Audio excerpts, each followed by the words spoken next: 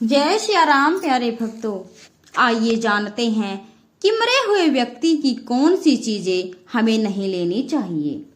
अगर हम ये चीजें मृत व्यक्ति की ले लेते हैं तो हमारे घर का विनाश हो जाता है। तो वीडियो शुरू करने से पहले अगर आपने हमारे चैनल को सब्सक्राइब नहीं किया है तो कृपया सब्सक्राइब जरूर करें। आइए एक कथा के माध्यम से जानते हैं। एक बार नारद जी यमराज से मिलने के लिए यमलोक आते हैं। नारद जी को देखकर यमराज अत्यंत प्रसन्न हो जाते हैं और उनका बहुत अच्छे तरीके से स्वागत करते हैं। वे उनसे पूछते हैं, हे देव ऋषि, आप हमारे यमलोक में आए इसलिए मैं धन्य हूँ। कृपया आप मुझे बताइए कि आप यमलोक में आने का क्या कारण है। अवश्य ही कुछ महत्वपूर्ण कारण होगा, तभी तो आप यहाँ पर आए हैं, ऐसा मुझे लग रहा है। तब देव ऋषि नारद कहते हैं कि हे धर्मराज, आप तो सब कुछ जानते हैं। पृथ्वी से लेकर स्वर्ग लोक तक आप सभी प्राणियों के बारे में जानते हैं। आपसे कुछ भी छिपा नहीं है। धर्मराज कहते हैं कि नारद जी, किंतु मैं आपके मन की बात को नहीं जान सकता। वह तो केवल भगवान विष्णु ही जान सकते हैं। आपका मन तो अत्यंत चंचल है। आपके मन में क्या रहस्य है उसे जानने का दुस्साहस हमसे नहीं होगा। फिर भी आप अपने मन में जो बात है वो मुझसे कहिए। ऋषि नारद कहते हैं कि हे धर्मराज, मैं आपसे यह जानना चाहता हूँ कि आप तो मृत्यु के देवता हैं, इसलिए इस प्रश्न को जरूर बताना कि जब प्राणी की मृत्यु होती है वह अपने साथ कौन कौन सी चीजें ले जाता है और मृत्यु के बाद उस प्राणी की कौन सी वस्तुओं का प्रयोग दूसरे मनुष्यों को नहीं करना चाहिए। इस पर यमराज कहते हैं कि हे देव ऋषि, आपने तो ये बड़ा ही उचित प्रश्न किया है। यह संपूर्ण मानव जाति के कल्याण के लिए है, इसे मैं अवश्य बताऊंगा। इसके लिए मैं एक तुम्हें कथा सुनाता हूँ, आप उस कथा को सुनिए। एक देश में एक ऋषि नाम का एक गरीब ब्राह्मण रहता था। वह अत्यंत गुणवान और शास्त्रों में पारंगत था। उसने वेद और शास्त्रों का बड़ी गहराई से अध्ययन किया था, किंतु वह अपने ज्ञान का कभी दुरुपयोग नहीं करता। उसने कभी अपने ज्ञान का उपयोग धन कमाने के लिए नहीं किया। अत्यंत गरीब होकर भी वह भिक्षा मांगकर ही अपना गुजारा करता था। एक दिन वह ब्राह्मण जंगल से गुजर रहा था और चलते चलते वह एक अत्यंत प्राचीन वृक्ष के पास पहुंच जाता है। वह देखता है कि उस वृक्ष पर 3 पिशाच खड़े हुए हैं। वे तीनों उस जंगल से गुजरने वाले मनुष्यों का भक्षण करते थे। कोई भी मनुष्य उस मार्ग से जाता तो वे उसे पकड़कर खा लिया करते थे। पिशाच होने के कारण उनके अंदर धर्म का कोई अंश नहीं था। वे अत्यंत पापी और दुराचारी थे। वो किसी पर भी कभी दया नहीं करते थे। जब वह ब्राह्मण उस वृक्ष के पास आता है तो वह पिशाच एक दूसरे से कहते हैं, देखो भाई, हमारे लिए आज ताजा ताजा भोजन आ रहा है। सबसे पहले मैं ही इस ब्राह्मण को खाऊंगा। इसका मांस तो कितना स्वादिष्ट होगा। यह ब्राह्मण केवल सात्विक भोजन ग्रहण करता होगा, इसलिए इसके शरीर में किसी भी प्रकार के रोग नहीं होंगे, कोई कीड़े कृमि नहीं होंगे। इसका मांस खाने में बहुत आनंद आएगा। जब वह ब्राह्मण उन पिशाच को देखता है तो वह बिल्कुल भी भयभीत नहीं होता। वह ब्राह्मण भगवान विष्णु का भक्त है और वह हर समय श्री हरि नाम का जाप करता रहता था, इसलिए उसे किसी से भी कोई भय नहीं लगता था। उन पिशाचों को देखकर ब्राह्मण भयभीत नहीं हुआ और उन पिशाच की ओर देखते हुए उन्हें प्रणाम करने लगते हैं। वह कहता है, हे पिशाचों, तुम्हें मेरा नमस्कार है। ब्राह्मण का ऐसा विचित्र व्यवहार देखकर पिशाच हैरान हो जाते हैं और उस ब्राह्मण से कहने लगते हैं, हे महात्मा, आप कौन हैं और इस वन में अकेले क्यों भटक रहे हैं।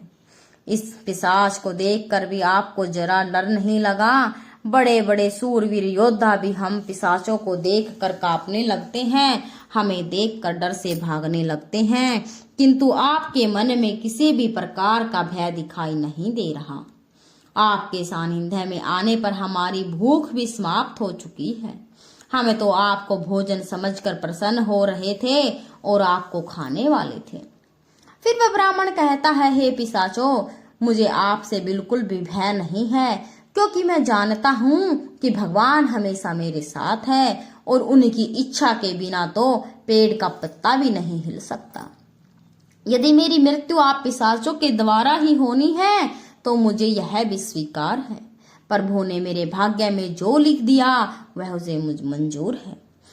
यदि मुझे खाने से आपकी तृप्ति होती है तो मैं इसे अपना सौभाग्य समझूंगा। इस संसार के प्रत्येक प्राणी को सुख प्रदान करना, उनकी तृप्ति करना ही प्रत्येक मनुष्य का कर्तव्य है।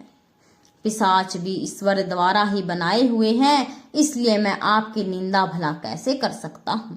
ब्राह्मण के ऐसे वचनों को सुनकर वे सभी पिशाच आश्चर्यचकित हो जाते हैं और उस ब्राह्मण से कहते हैं, हे ब्राह्मण देवता, आपके वचन तो बहुत ही सुंदर हैं, जिसे सुनकर हमारी तृप्ति हुई। हम आपका भक्षण नहीं करेंगे। कृपया आप हमें बताइए कि आप कौन हैं और किस कारण से आप इस वन में भटक रहे हैं। वह ब्राह्मण कहता है, हे पिशाचों, मेरा नाम ऋषि है और मैं प्रभु की भक्ति करने के लिए इस वन में उचित स्थान खोज रहा था, किंतु आपको देखकर लगता है कि आप बहुत कष्ट में हैं। मुझे बताइए कि किस कारण से आपको पिशाच बनना पड़ा। यदि मैं आपकी कोई सहायता कर सकता तो अवश्य कहे मुझसे, मैं अपने सामर्थ्य के अनुसार आप लोगों की मदद अवश्य करूंगा। ब्राह्मण की बात सुनकर सभी पिशाच सुन्न हो जाते हैं और कहते हैं, हे द्विजश्रेष्ठ, आपको बार बार प्रणाम है। हम तीनों पिशाच अपने पाप कर्मों के कारण ही बने हैं। हमने हमारे पितरों का अपमान किया, इसी कारण से हमें यह पिशाच योनि प्राप्त हुई। ना जाने कब हमें इस पिशाच योनि से छुटकारा मिलेगा। हमने मनुष्य रहते हुए भी बहुत पाप किए, पिशाच बनकर तो हमने बहुत ही पाप किए। कितने ही निर्दोष मनुष्य और प्राणियों को हमने मार कर खा गया, इसलिए हमें ऐसा लगता है कि हमें पिशाच योनि से कभी भी मुक्ति नहीं मिलेगी। फिर ब्राह्मण कहते हैं, हे पिशाचों, मैं आपकी व्यथा को समझता हूँ।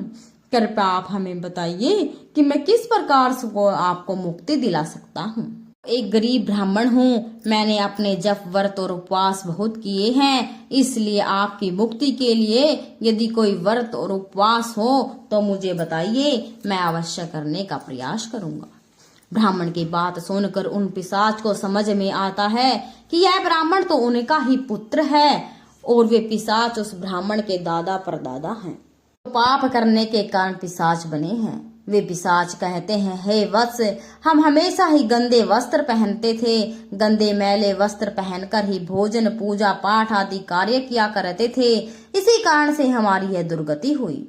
हम निर्वस्त्र होकर स्नान करते थे, जिस कारण से हमारे पितृगण हमसे रुष्ट हो गए। हमने कभी पितरों के लिए भोजन अर्पित नहीं किया, इसी कारण से हमें मृत्यु के पश्चात प्रेत बनना पड़ा। फिर वे पिशाच कहते हैं, हे वत्स, तुम हमारे ही वंश से हो, हम तुम्हारे ही पूर्वज हैं। यह ईश्वर की ही कृपा है कि उन्होंने तुम्हें हमारे पास भेजा।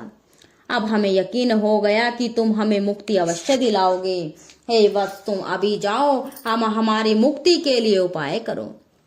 अपने पूर्वजों की ऐसी दशा देखकर वह ब्राह्मण अत्यंत दुखी हो जाता है और सोचने लगता है कि प्रत्येक मनुष्य का यह कर्म होता है कि वह अपने पूर्वजों को मुक्ति दिलाने का कार्य करे। वह ब्राह्मण उन पिशाच को वचन देता है और कहता है, हे प्रेतों, मैं आपकी मुक्ति के लिए अवश्य उपाय करूंगा। फिर वह ब्राह्मण मुनि अगस्त्य के पास जाता है और उन्हें पितरों की मुक्ति के लिए उपाय पूछता है।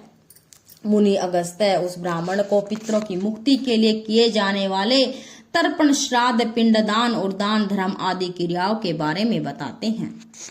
फिर वह ब्राह्मण पवित्र नदी के तट पर जाकर अपने पूर्वजों के लिए वे सभी कार्य करता है जो मुनि अगस्त्य ने बताए हुए होते हैं। वह पहले नदी के पवित्र जल से तर्पण करता है, फिर नदी के तट पर बैठकर पिंडदान करता है और उससे जो कुछ भी हो सके उसी के अनुसार दान धर्म करता है। इस प्रकार से उस ब्राह्मण के द्वारा तर्पण तथा दान धर्म करने से वे सभी पिशाच मुक्त हो जाते हैं और स्वर्ग की ओर जाने लगते हैं। फिर धर्मराज देव ऋषि नारद से कहते हैं, हे देव ऋषि, इसलिए मनुष्य को कभी गंदे वस्त्र नहीं पहनने चाहिए, अर्थात गंदे और मैले कपड़े नहीं पहनने चाहिए। दूसरों का झूठा, जमीन पर पड़ा हुआ, दूसरों के द्वारा लांघा गया और पितरों को अर्पण किए गया भोजन नहीं करना चाहिए। देव ऋषि, अब मैं आपको उन वस्तुओं के बारे में बताता हूँ जो किसी भी मनुष्य को मृत व्यक्ति की नहीं पहननी चाहिए। हे देव ऋषि, मनुष्य इस संसार में जन्म लेकर कई सुखों के मोह में पड़ जाता है। मृत्यु के बाद भी उसका उन वस्तुओं के प्रति मोह नहीं छूटता। जब तक मनुष्य सांसारिक वस्तुओं का मोह त्याग करके संपूर्ण रूप से ईश्वर को अपना नहीं लेता, तब तक वह अलग अलग योनियों में जन्म लेकर पृथ्वी लोक पर भटकता है। कभी कभी यह मोह इतना अधिक होता है कि वह मृत्यु के बाद भी इसी पृथ्वी लोक पर भ्रमण करता है, अर्थात वह प्रेत योनि धारण करता है। यदि किसी मनुष्य की अकाल मृत्यु हो जाती है तो भी वह प्रेत योनि में चला जाता है और प्रेत बनकर वह अपने ही परिवार वाले लोगों को दुख देने लगता है।